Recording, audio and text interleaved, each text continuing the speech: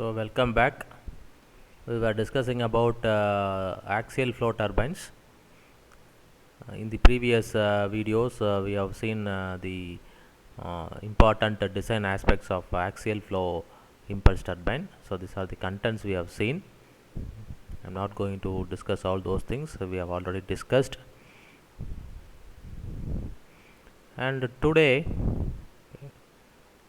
we will be discussing about the blade efficiency or utilization factor of a single stage axial flow impulse turbine. So this is a single stage axial flow, and the turbine we are considering as impulse machine. So it is otherwise known as blade efficiency, the utilization factor otherwise known as blade efficiency. So I have used here only blade efficiency term. Some book will use utilization factor epsilon symbol for blade efficiency. So we, by definition, we have already defined this blade efficiency as the ratio between work done, blade work, to the input energy we have supplied to the blade, namely the kinetic energy for unit mass of the fluid. So m dot is not appearing in the numerator as well as the denominator. So you can rearrange this above equation, simple this manipulation. All those things you can see. And the third step, you can see here what I have done is I have expressed the whirl component at inlet in terms of the relative velocity. So there is Vr1 cos phi plus u. So I hope you remember, from the inlet triangle we can write Vw1, the whirl component at inlet, as that is V1 cos alpha. Entire term will be equal to the blade speed u plus the tangential component of the relative velocity at inlet. So Vr1 cos theta, where theta is the blade angle at inlet. And similarly, in whirl component at outlet can be expressed in terms of the blade angle at outlet and relative velocity like this: Vr2 cos phi minus u. So you know that Vr2 cos phi will be greater than u, for beta less than 90. So here I have used plus sign, which means beta is less than 90. So if you want, you can see the diagram. So what I have done is Vw1, I want to have this term Vw1. This is nothing but u. So I will highlight this. So which is nothing but the u plus this term. This term is Vr1 cos theta. Vr1 cos theta. Similarly, Vw2, I want to have this quantity. So I want to express this whirl component at outlet. So I have expressed in terms of relative velocity at outlet, that is Vr2. The component of Vr2 in the direction of Vw2 will be Vr2 cos phi. So we will be having the entire term. So this total distance will be having. So in order to get Vw2, I must subtract the blade velocity. So Vr2 cos phi is this much. The entire length minus the blade speed only up to this length. So this is Vw2. So this is what I have given here. So you can see here. Into u, and all the other things remain same. Again, now this since we are, you can see here what I have done is this u cancels, plus u minus u is cutting. So I have simply made that one. Next one is this Vr1 and Vr2 are same for axial flow impulse turbine. So pressure drop is not going to be there in the blade. So relative velocity will be same. Vr1 must be equal to Vr2. So since the velocity remains constant, pressure also remains constant in the moving blade as per the Bernoulli's equation. So Vr1 is equal to Vr2. So you remove that Vr1 and cos theta, as a whole. So remaining term will be 1 plus cos phi by cos theta. Or the next step I can write like this. So here another important manifestation is there. You must understand, since Vr1 is equal to Vr2 and Vf1 is also Vf2. Why? Because we are making zero axial thrust, not to avoid vibrations, etc. So under these two conditions, Vr1, Vr2 both are equal, Vf1, Vf2 also equal, then what is the meaning of that? So you can again go back to the velocity triangle and think of it. You see here Vr1, Vr2 are constant since it's an impulse machine. Vf1 and Vf2 are constant because zero axial thrust. In that case, phi must be equal to theta. So say for example, Vf1 is nothing but Vr1 sin theta. Vr1 sin theta will be Vf1. Similarly, Vr2 sin phi will be equal to Vf2. Okay, so since we are the relative component flow component are equal, then naturally theta must be equal to phi. So this is known as a symmetrical blading. So the blade angle at inlet and blade angle at outlet are same. Symmetrical blading, very important inference we can see. So that is the meaning. Okay, so phi will be equal to theta. So this term is going to be now 1. So both the angles are same. So cos phi by cos theta will be equal to 1. So this important inference you can see. Okay, due to the assumption of R1 is equal to R2 and the flow component kept constant. So under this condition, the blade efficiency expression becomes like this. Okay, so you have already 2 there, and this entire term 1 plus cos phi plus theta becomes 2. U is there, V1 square is there. So you see here VW1 minus U. So VR1 cos theta. VR1 cos theta. Again refer the triangle and VR1 cos theta. Okay, so VR1 is here. Okay, very simple. Only trigonometry manipulations you have to do mathematically. So solving the triangles. Okay, VR1 cos theta is this thing, which is equal to the entire distance is VW1 minus U. That will be the thing. So that is what I have given here.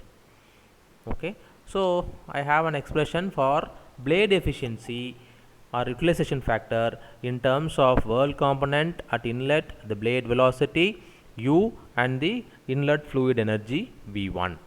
Okay, so you can further simplify this equation, okay, like this. So these are very simple. You remove that common U term and you will be having like this. Again substitute VW1 as V1 cos alpha. Okay, so why I am doing all those things is why I am taking that U outside is, you can see here outside the brackets you have U square term and V1 square term. So I hope you remember in the previous videos we have discussed, okay, U by V1, the ratio between blade speed to jet or the fluid velocity at inlet. U by V1 is the speed ratio. Okay, so that you can simplify simply sigma square. Okay, and within the parenthesis or the brackets you have V cos alpha by U. So again that becomes cos alpha by sigma. So it is the reciprocal. Okay, so U by V1 is sigma. So cos alpha by sigma. So this is the other simplified equations. So all are same only. Okay, so here the thing is it is in terms of speed ratio and the flow angle alpha. That's it. Okay, so again I can rearrange this equation as so bring that sigma square inside. Okay, so it becomes 1 sigma. Okay, it is square, so you take 1 sigma inside the bracket, so it becomes 4 sigma into that sigma cancel in the first term, so cos alpha minus sigma. So this is a very oftenly used in many textbooks. So I have kept like this, so nothing wrong. So only thing is we have to remember that blade efficiency is nothing but the ratio of the blade work to the input fluid energy, and accordingly you can manipulate from the inlet velocity triangle. Okay, and the other important thing is the relative velocity remaining constant, flow velocity remaining constant. Because of that the blade angles remains constant. So using this logic, okay, you can get the expression, final expression for blade efficiency.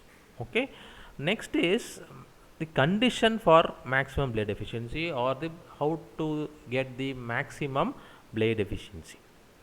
So what we have discussed so far is the blade efficiency. It may have some efficiency. Okay, now what is what condition will be maximum, and what condition will be maximum? For that, okay, if you see the blade efficiency expression, it is a function of sigma and alpha.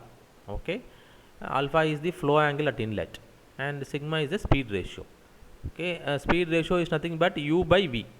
Okay, so now if you consider sigma is the only variable, alpha cannot be varied because it is decided by the fixation of the nozzle. Once if you fix the nozzle, the angle alpha is going to be constant. Only if you change the position of the nozzle alpha change. So I will I will treat this alpha as constant, and I will make u by v, okay, as the variable, because based on the velocity u will vary, okay, the blade speed will vary, so it becomes a variable. So if you want, you can differentiate this equation. You can differentiate this equation eta b with respect to sigma. So if you differentiate this, the first term you have cos alpha and minus 2 sigma equal to 0. Cos alpha minus 2 sigma is equal to 0 with respect to, I am differentiating eta b with respect to sigma. So cos alpha minus 2 sigma is equal to u, or you get an expression for sigma that becomes now the optimum speed ratio. Optimum speed ratio, because we are discussing for a maximum efficiency, so the speed ratio now becomes for the optimum case. So the speed ratio is known as optimum speed ratio, sigma optimum. So only I have used optimum there as suffix. Sigma optimum will be equal to cos alpha by 2. So you can remove bring this on the other side, and you can make this simple calculation. Sigma cos alpha by 2, this is sigma optimum. Okay, now the efficiency for maximum. So what is the meaning of this? U by V1 must be equal to cos alpha by 2. That is the condition. We have defined speed ratio. Speed ratio is nothing but U by V1. So what should be the value of this U by V1 for maximum efficiency? That must be equal to U by V1 is equal to cos alpha by 2. That is the meaning. Okay, and sigma maximum, maximum blade efficiency. How to get the expression for maximum blade efficiency then? So already we have derived the expression for blade efficiency. So in that, sigma has to be now replaced by the optimum value. So you have sigma here, here also sigma. So sigma is cos alpha by 2. So if you put here cos alpha by 2 within the bracket, it becomes cos alpha minus cos alpha by 2 equal to cos alpha by 2. Okay, outside the bracket again you have cos alpha by 2. So it becomes cos squared alpha by 4, or 4 and 4 get cancelled, and final expression is simply cos squared alpha. This is the expression for maximum blade efficiency. Okay, so now this angles, okay, we have made the angles with respect to the tangential direction, okay, or horizontal to the plane of paper, I used to tell. Okay, so it is technically with respect to the tangential direction. Okay, so I already told you that some books will follow the angle with respect to the axial direction, or the vertical to the plane of paper. So in that case they will use sin square alpha. Don't get confused, okay, with this type of expression. So cos square alpha is for our case of triangle, where we have taken the angles with respect to the tangential direction. In some books they will use this one, so only I have indicated here. Okay, so further, okay, if you see the other conditions, okay, so under the condition of maximum blade efficiency, okay, what will be the work, okay, and what are the other inferences we can have for the case of maximum blade efficiency, you can see here. Okay, so the optimum speed ratio is cos alpha by 2 we have derived. Fine. So for this, sigma is u by v1. So if you substitute that u by v1 for sigma, it becomes u is equal to v1 and taken on the other side. So v1 cos alpha by 2. Okay.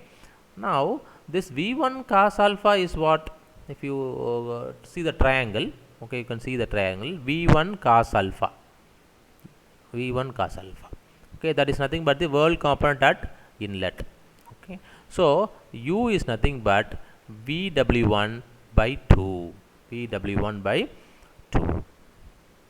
Okay, so or I can write Vw1 must be equal to 2 times the blade speed.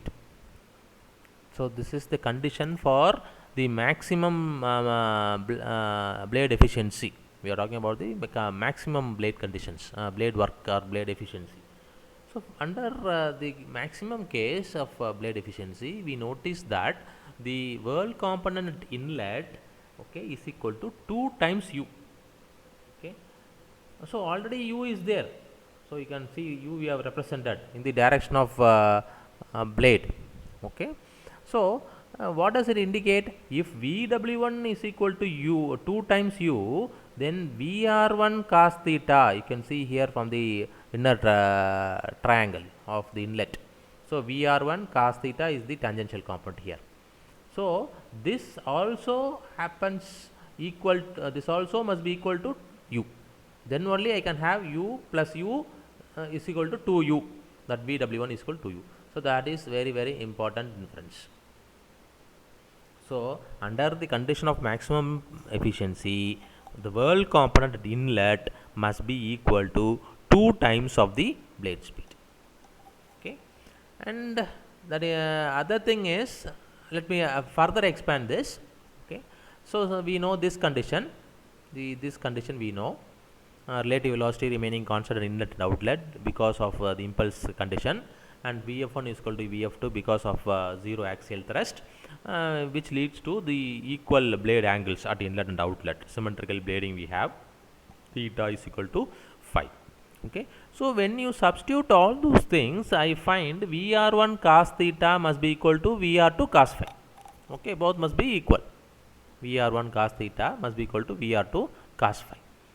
Okay, already I know Vr1 cos theta is equal to u. So from the inlet condition, okay, I have found that Vw1 is equal to 2 times u. From that I have found Vr1 cos theta is equal to u. Okay, so since Vr1 cos theta is equal to u, Vr2 cos phi must be also equal to u. That I have done here. So what is the inference of this? So Vr2 cos phi is 0 u. Okay, then Vw2 becomes 0. Vw2 becomes 0. Okay, you can see here the previous diagram, velocity diagram here. Okay, you can see Vr2 cos phi previously was equal to u plus Vw2. So this is the entire Vr2 component. Okay, the tangential component will be from here to here. So Vr2 cos phi represents this distance, which is equal to u plus Vw2. So this is a normal case. This is not the optimum case. For optimum functioning, what we have found that Vr2 cos phi must be equal to u. Okay, under what condition it becomes Vr2 cos phi becomes equal to u? Only if Vw2 becomes 0. Vw2 becomes 0. So I have changed the outlet triangle. So when Vw2 is made equal to 0, you can see V2 becomes equal to Vf2. I have already told this. The inference, the meaning of this is, the meaning of this is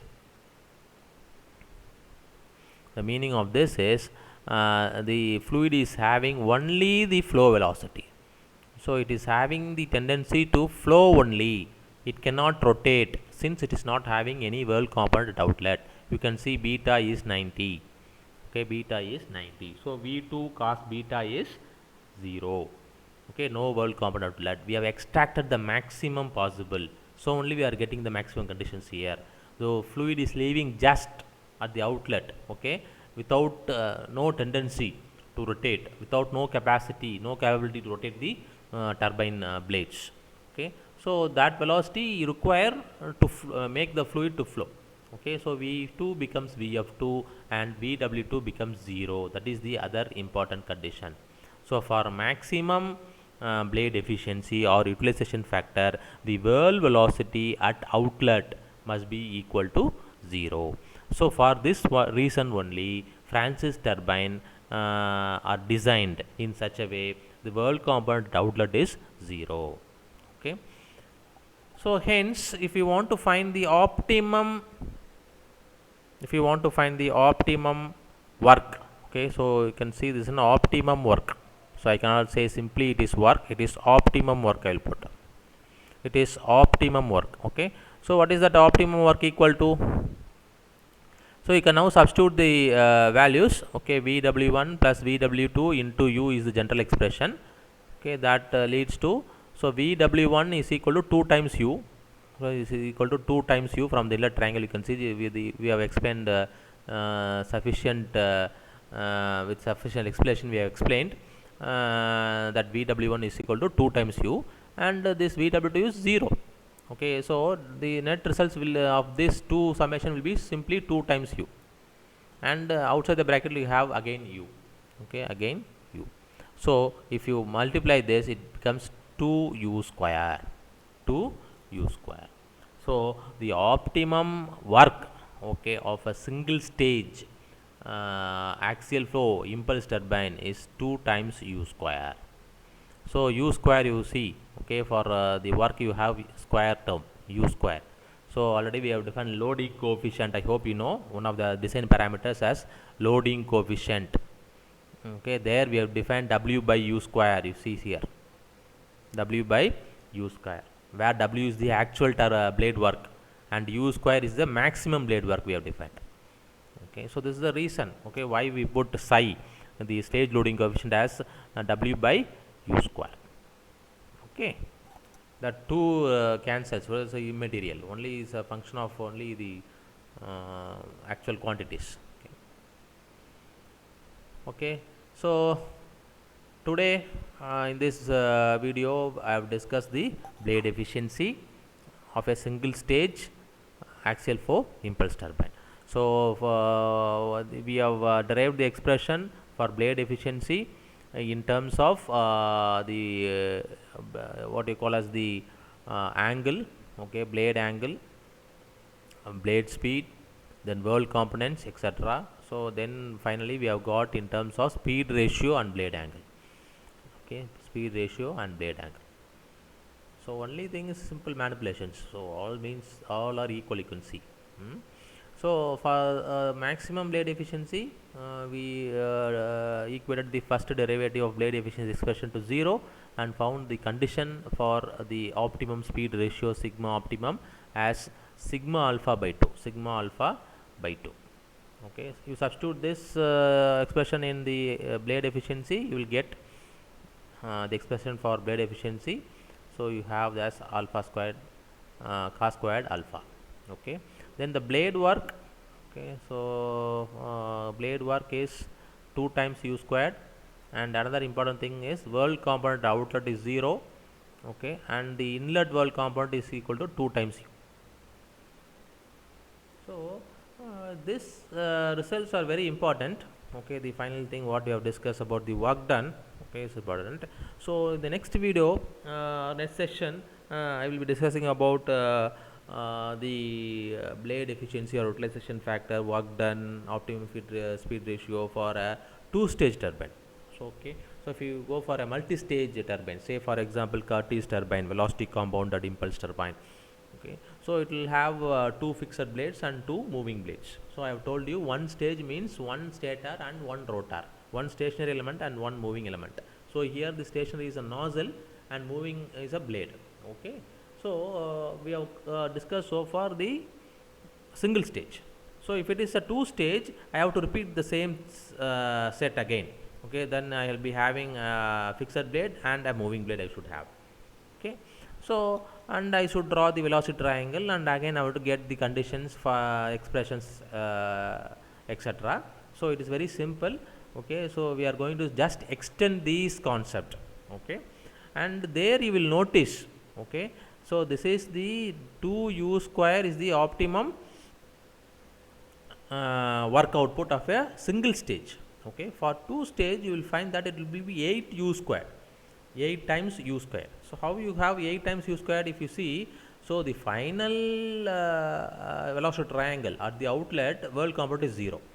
Okay, so to the preceding of this one, okay, so this inlet, so this inlet if you consider, this is 2U. If this is U, this is 2U. Okay, so if this is 2U, the next one will be 4U. Okay, so accordingly you can consider. Okay, so it will be quite interesting, and we shall discuss with 2-stage turbine in the next session. So I hope this is clear. Okay, I will stop with this. Okay, and we have discussed in this video the blade efficiency, the optimum conditions, etc., blade work, etc. Okay, and also the conditions how we have the whirl component outlet is equal to 0. So I will stop with this. Thank you for watching. So we shall meet in the next video. video.